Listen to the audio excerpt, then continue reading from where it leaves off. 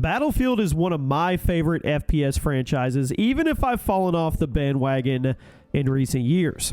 It's my go-to place for large-scale warfare and one-of-a-kind Battlefield moments, and today we're going to rank the best. Welcome to the channel, everybody. Jimmy or Chaos. Today we're going to go over my picks for the 10 best Battlefield games of all time. Now, if you disagree with my ranking, give me your own top 10 down in the comments, and let's start off with number 10. And if you've been watching my channel for a while, you're probably going to be a little surprised by this pick. At number 10, Battlefield 5. I was really not happy with BF5 when it came out. I didn't like the lack of historical accuracy. I was pretty disappointed by the lack of content. The technical problems were a huge issue, and the Battle Royale mode, which was cool, died off rather quickly. But after all the updates were released, BF5 actually ended up being a very fun game. And if you boot it up right now, it's not only a great experience, it also has a lot of people keeping it populated. The destruction in this game is good. It's super detailed.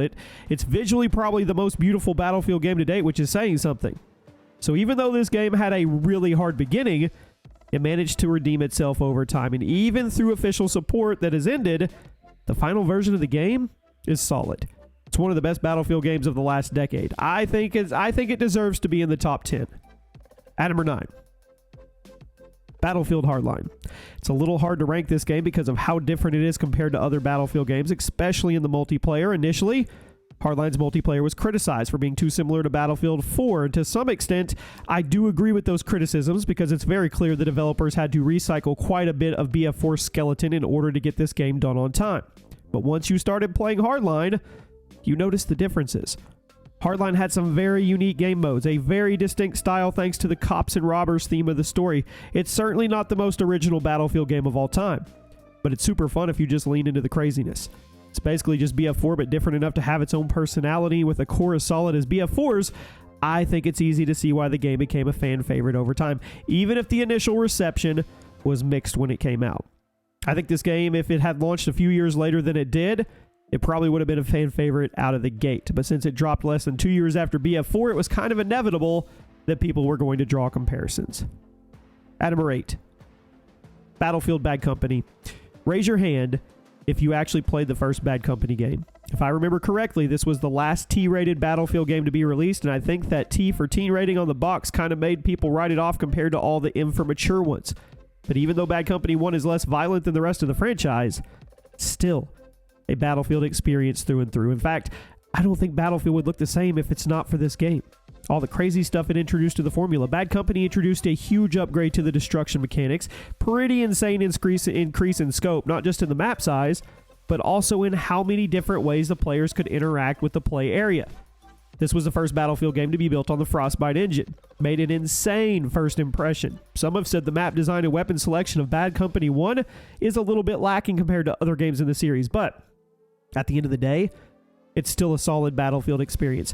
It laid the foundation for a ton of innovation that would come in the future. Plus, it has the most underrated campaign of the entire series. DICE decided to make Bad Company 1 a comedy game for some reason, but I'm actually okay with it because this game is hilarious. If you haven't played it, pick it up for the single-player campaign. At number 7, Battlefield 2142. Who remembers this game? DICE was doing the futuristic FPS thing before anyone else. Battlefield 2142 is a spin-off of the main franchise, and it shot us over 100 years into the future to take part in a massive conflict during the new Ice Age.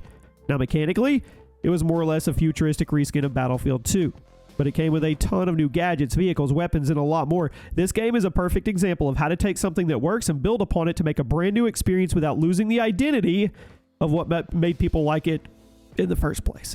Now, come on. You got to play Battlefield, but you got giant walkers? That's pretty cool. It's pretty interesting to look back at this game and think about how perfectly DICE translated their multiplayer FPS gameplay to a futuristic setting and compare it. I mean, if you compare it to how Call of Duty transitioned into the future, I mean, these are two very different mindsets. While COD tried to totally reinvent itself with jetpacks and verticality, Battlefield just took what people already liked and shot the formula, and they shot it 100 years into the future. I would argue it was a much better way to keep the core player invested. At number 6, Battlefield 2. Released in 2005. This was the first time the series was set in modern day, which meant we got a whole bunch of new toys to play with, bigger explosions, faster guns, beefier vehicles, and so much more. There were 2 versions of this game released. Battlefield 2 for the PC, and Battlefield 2 Modern Combat for the consoles. But even though they had the same name, they were entirely different games. So you could consider this number 6 spot a double entry because of both versions of BF2, and they were both good. They were responsible for making the franchise a lot more popular both on PC and console. Now, in terms of gameplay, it was a perfect update of the original game while adding a ton of new weapons and mechanics and showing just how great this gameplay formula would work in various settings. I'm willing to bet that a lot of you old school Battlefield players got into the series with BF2, either on PC or console, so I wanted to show you guys some love. Now we arrive at the top 5. Battlefield Bad Company 2. I'm still a little salty that Bad Company 2 decided to ditch the comedic tone of the original game, but it's still a top 5 Battlefield game because of all the insane advancements it made to the engine. I mean, you had the formula, the immersion, and honestly, the gameplay. BC2 dropped in 2010 for the PC and consoles, and it featured the all-new Frostbite 1.5 engine. DICE quickly established just how detailed and capable that engine was in this game, featuring insane destruction mechanics and incredible visuals despite the size and scope of the experience. The fact that a game this big and this detailed was able to run on an Xbox 360 is still amazing to me, because if you boot it up today, it still looks good. And the amount of destruction that's possible in the multiplayer maps is kind of crazy. Bad Company 2 was one of the first games in the series to really show us how much the experience could change by destroying parts of the map and making new lanes for action for each team.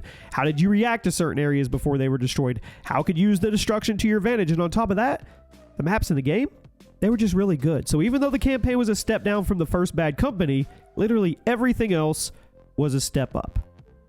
At number 4, Battlefield 3. Released in 2011. It was one of the biggest games of the PS3 and Xbox 360 era for good reason. It was basically Bad Company 2, but juiced. A handful of features had to be cut from Bad Company 2 in order to make the technical advancements work properly, but BF3 made everything right back again, and it led to one of the most insanely detailed and immersive multiplayer shooters of all time, at least at the time of release.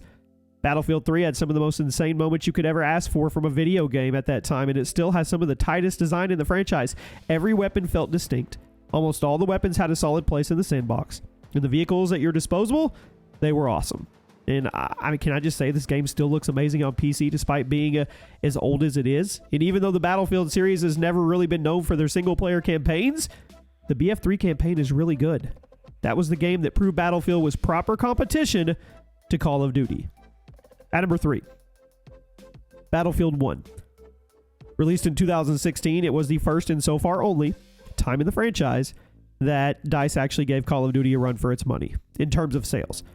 BF1 brought the series back to the First World War and featured incredible visuals, tons of content on day one, a solid single-player campaign, an amazing multiplayer, and an overhaul of some of the established mechanics in order to fit the setting more properly.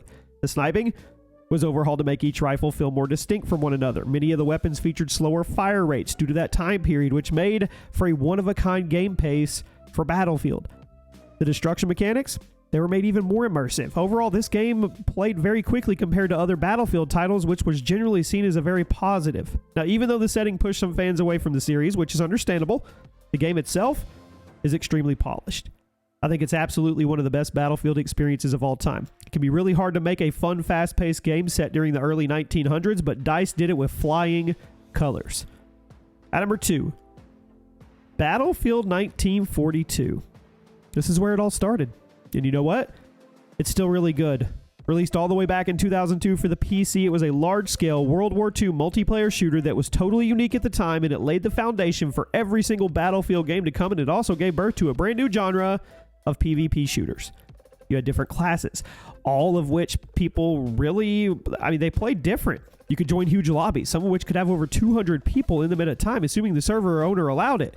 If you go back and play this game today, you're going to experience some clunky controls and relatively simple map design, but you're also going to find a truly unique gameplay experience that was way ahead of its time. Honestly, still holds up thanks to the simplicity and the very intentional design decisions. Might be a little unfair of me to put it this high, but legacy means something to me. I think it's justified. We wouldn't have the franchise without this game, and it's actually aged surprisingly well. And at number 1 today, Battlefield 4, the biggest comeback story, one of the biggest comeback stories in gaming history. Battlefield 4 launched completely broken. It was one of the biggest controversies ever. For such a high-profile game to launch so broken, it was absolutely unacceptable, and both EA and DICE had to put a ton of work into apologizing, updating, and winning the community's goodwill back. But now that all the patches were released and almost all the bugs were fixed, Battlefield 4 is not only the best game in the series, it's also one of the best PvP shooters of all time, which is kind of wild. The game is overflowing with content, and almost all of it is good. The maps are gigantic, they're extremely well designed, each of the playable classes has a ton of weapons, all which they all feel unique and offer different playstyles if you're willing to put the time in to learn their strengths and weaknesses. The graphics, amazing, especially if you're playing on PC and you crank up your settings. The gunplay, super smooth, and the time to kill is perfect for this kind of experience. The destruction physics are good, not too insane that they become chaotic. The vehicles are all fun, they add a ton of dynamics to the experience as a whole, and it's a huge shame that this game was rushed out the door too early, and at this point, it's common knowledge EA was the one who pushed the deadline forward in an attempt to compete with Call of Duty and try to get a bunch of early adopters on the Xbox One and PS4, which had just released at the time. This led to a ton of corners needing to be cut, and the final product being busted. But once DICE was given the space to finish it, it became the best Battlefield experience of all time. Let me know where you agree or disagree, and I'll see you soon.